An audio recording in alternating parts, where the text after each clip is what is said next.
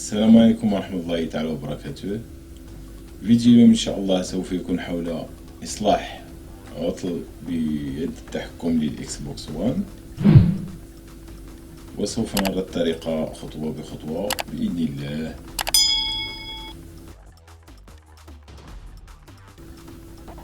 نقوم بربط يد التحكم مع الحاسوب للتأكد من كفاءة جميع الأزرار، وكذلك أعصاب التحكم اليمنى واليسرى.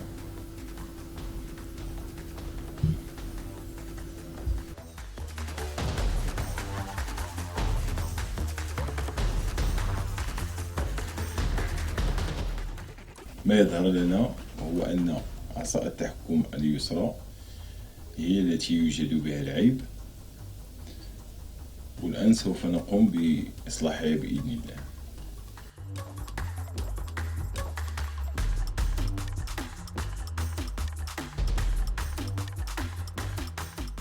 ما أكد وأصر عليه الزبون هو أن التحكم لا يجب أن تظهر عليها أثر جريمة، أي أنها قد فكت من قبل. فأحببت الفكرة وقمت بتسخين اللصاق ليسهل نزعه.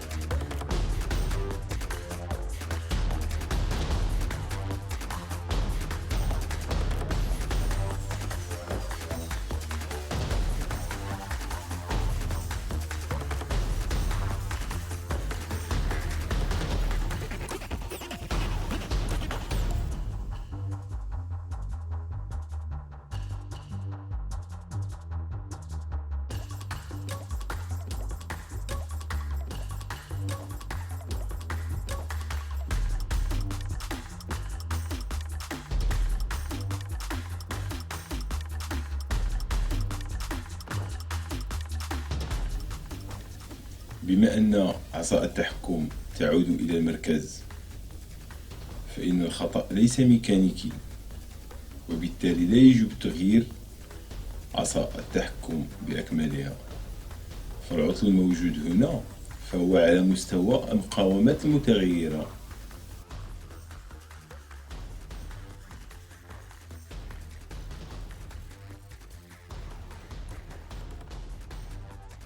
بالنسبة لمثل هذه المثبتات للبوردة، فيجب التأكد أولا من عدم تواجد عناصر إلكترونية صغيرة في الحواف حتى لا يزيلها من مكانها بدون أن نشعر بذلك.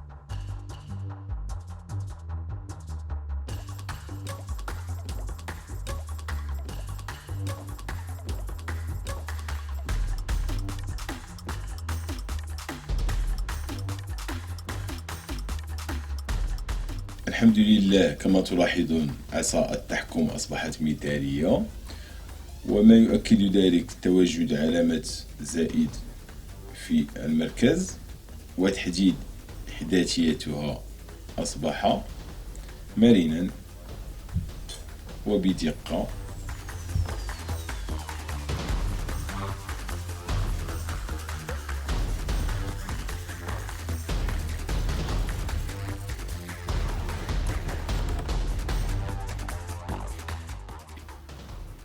وبهذه التلميعة الخفيفة نكون قد أنهينا الفيديو.